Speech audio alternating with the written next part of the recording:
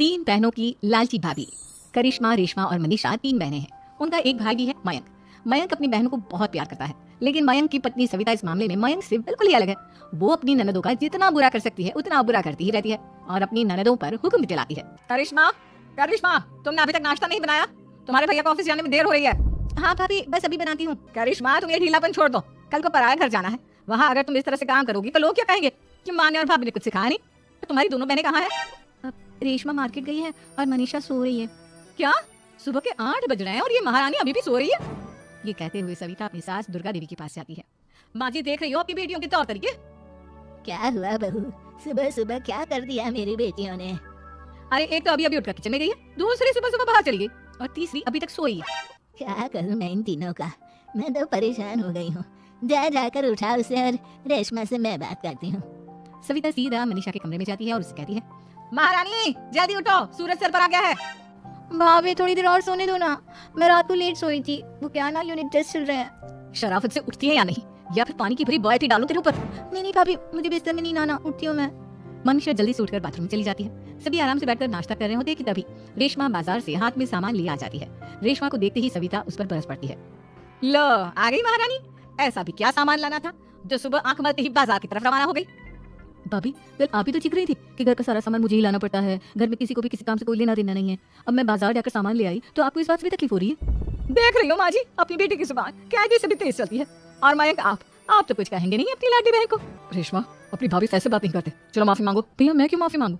आप भाभी से बोलिए ना कि हम पर कम हुक्म चलाया करे। हम इस घर की बेटियां हैं और आपकी पत्नी की ननद है, नौकरानी नहीं। लो कर लो बात, इनकी भलाई के लिए कुछ भी बोलो तो इन्हें बुरा लग जाता है। इस घर में यही इज्जत है मेरी। देख लो माँ जी, आपकी बेटी किस लहजे में मुझसे बात कर रही है। सविता वहां से चली जाती है। मयंक को बहुत गुस्सा आता है, वो भी वहां से चला जाता है। फिर करिश्मा रेशमा को समझाती है, रेशमा, तुम्हें भाभी से माफी मांग लेनी चाहिए थी ना। लेकिन दीदी, मैंने कुछ किया ही नहीं, तो मैं माफी क्यों मांगू? हाँ क्या रेशमा दीदी जैसे ही घर में आई भाभी ही उन पर चिल्ला रही थी। हाँ, मैं मानती हूँ कि गलती भाभी की थी। मैं तो इसलिए बोल रही हूँ कि भाभी ने माँ को तो पूरी तरह अपने वश में कर लिया है। वो हमारी बात सुनती ही नहीं। मयंक भैया हमारे लिए हमेशा खड़े रहते हैं, इसलिए उनकी बात का मान तो तुम्हें रखना चाहिए था ना। कोई फायदा नहीं दीदी, कुछ दिनों की बात और है, भाभी उन्हें भी हमारे खिलाफ भड़का देंगी। फिर वो भी माँ की तरह हमारी किसी बात का विश्वास नहीं करेंगे। इसी तरह सविता अपनी तीनों ननदों को किसी न किसी बात पर परेशान करती रहती थी। एक दिन मयंक अपनी तीनों बहनों के लिए गिफ्ट लाया। करिश्मा, ये तुम्हारे लिए हार का सेट। रेशमा, तुम्हारे लिए सुंदर सी ड्रेस। और मनीषा, तुम्हें किताबें पसंद है ना, तुम्हारे लिए किताबें लाया हूँ। थैंक यू भैया। थैंक यू भैया, थैंक यू भैया। करिश्मा, तुम्हारा नेकलेस कितना सुंदर है, ये भैया कहाँ से ले आए होंगे? मैंने भैया को 3 दिन पहले फोन पर ये डिजाइन दिखाया था और आज भैया ये ले आए। सविता तो अपनी ननदों की गिफ्ट्स देखकर जल गई और करिश्मा का नेकलेस तो उसे भी बहुत पसंद आया था। अपनी बहनों के लिए कितना अच्छा नेकलेस लेकर आए हैं, मुझे कभी कोई गिफ्ट नहीं दिया। मैं आज ही ये हार चुरा लूंगी। रात में सविता करिश्मा का हार चुरा लेती है और इसी तरह उसे अपनी ननदों की जो भी चीज अच्छी लगती वो उसे मांगती नहीं, बल्कि रात के अंधेरे में चुरा लेती। इसी तरह दिन बीतते गए और सविता ने मयंक के दिल में भी उसकी बहनों के लिए नफरत पैदा कर दी। एक दिन मयंक ने करिश्मा और रेशमा के लिए रिश्ता देखा और ये बात उसके घर में सबको बताई। माँ, करिश्मा और रेशमा के लिए बहुत अच्छा रिश्ता आया है, वो लोग कल इन्हें देखने आ रहे हैं। आप और सविता मिलकर सारी तैयारी कर लेना। ये सुनकर करिश्मा और रेशमा खुश हो जाती है, लेकिन सविता सोचती है, अगर इन दोनों बहनों की शादी हो गई तो घर और बाहर का काम कौन करेगा? मनीषा तो एक नंबर की कामचोर है, उससे तो किसी बात की उम्मीद लगाना ही बेकार है।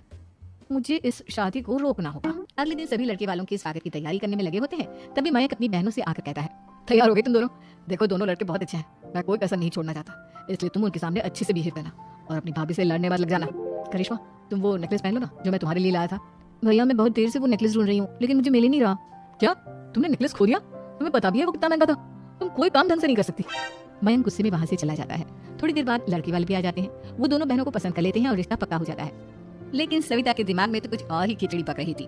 वो पंडित जी के पास करिश्मा की कुंडली लेकर जाती है और उन्हें पैसे देकर करिश्मा की कुंडली बदलवा देती है।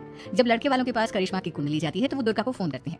बहन जी, हमने करिश्मा की कुंडली अपने पंडित जी को दिखाई थी। आपकी बेटी की कुंडली नहीं बल्कि दोषों का पिटारा है। देखिए, मैं और मेरे पति इन सब बातों में बहुत विश्वास करते हैं, इसलिए हम आपकी बेटी से अपने बेटे की शादी नहीं करा सकते। इस तरह करिश्मा का रिश्ता टूट जाता है और सभी घर वालों को बहुत दुख होता है। अब कविता सोचती है, चलो करिश्मा का तो रिश्ता टूट गया, अब रेशमा का भी रिश्ता तोड़ना है। क्या करूं क्या करूं? अब सविता आवाज बदलकर किसी अननोन नंबर से रेशमा के होने वाले ससुराल में फोन करती है। हेलो, मैं कौन हूँ कौन नहीं ये आपके लिए जानना जरूरी नहीं, बस इतना सुन लो कि रेशमा का 2 साल से किसी के साथ अफेयर चल रहा है। बस रेशमा का रिश्ता तोड़वाने के लिए सविता का इतना कहना काफी था। अब रेशमा का भी रिश्ता टूट गया। मयंक और दुर्गा देवी ने रेशमा को खूब खरी खोटी सुनाई और उससे बार बार उस लड़के के बारे में पूछने लगी। आप दोनों मुझे क्यों परेशान कर रहे हो? अरे कोई लड़का होगा मेरी लाइफ में तो मैं बताऊंगी ना। जब कोई है ही नहीं तो कहाँ से लाऊं मैं कोई लड़का? तो तेरे होने वाले ससुराल वालों को फोन किसने किया था? माँ मैं नहीं जानती किसने फोन किया था, मैं सच कह रही हूँ। मैं तो पहले ही कह रही थी इसकी लगाम खींच कर रखो, लेकिन मेरी सुनता ही कौन है। आप चुप रहिए भाभी, ये सब आपका ही किया धरा है। अब तीनों बहनों को विश्वास हो जाता है कि ये सब उनकी भाभी ही कर रही है। तीनों बहनें अपनी भाभी को सबक सिखाने के लिए एक वकील कर लेती है और घर में हिस्सा मांगना। देखो भैया, माँ बाप की जायदाद में जितना बेटों का हक होता है उतना ही बेटियों का, इसलिए इस घर के 4 हिस्से होंगे और हमें अपना हिस्सा चाहिए। मैंने तुम्हारे लिए क्या क्या नहीं किया और तुम इस घर में हिस्सा मांग रही हो। भैया आप और माँ हम बहनों की कोई बात नहीं सुनते हो, और भाभी हमारी शादी नहीं होने देगी क्योंकि उन्हें लगता है कि आप हमारी शादी में ज्यादा पैसा लगाओगे और उन्हें हम जैसी फ्री की नौकरानी कहाँ मिलेगी। तो हम भाभी के साथ तो रह नहीं सकते, हम बहनों को अपना हिस्सा चाहिए। अरे तुम्हें शर्म आनी चाहिए अपनी भाभी पर ऐसा इल्जाम लगाते हुए। वो तुम्हारे बारे में कितना सोचती है। हाँ माँ, भाभी हमारे बारे में बहुत सोचती है, दिन रात बस यही सोचती रहती है कि किस तरह से अपनी तीनों ननदों को परेशान करूं, और कभी मुझे पढ़ने भी नहीं देती।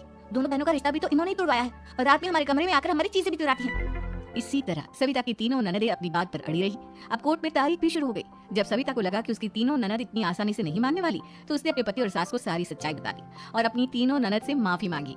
मयंक और दुर्गा को भी अपनी गलती का एहसास हो गया। अब सविता खुद करिश्मा और रिश्मा के लिए अच्छा रिश्ता ढूंढती है और उनकी शादी करवाती है।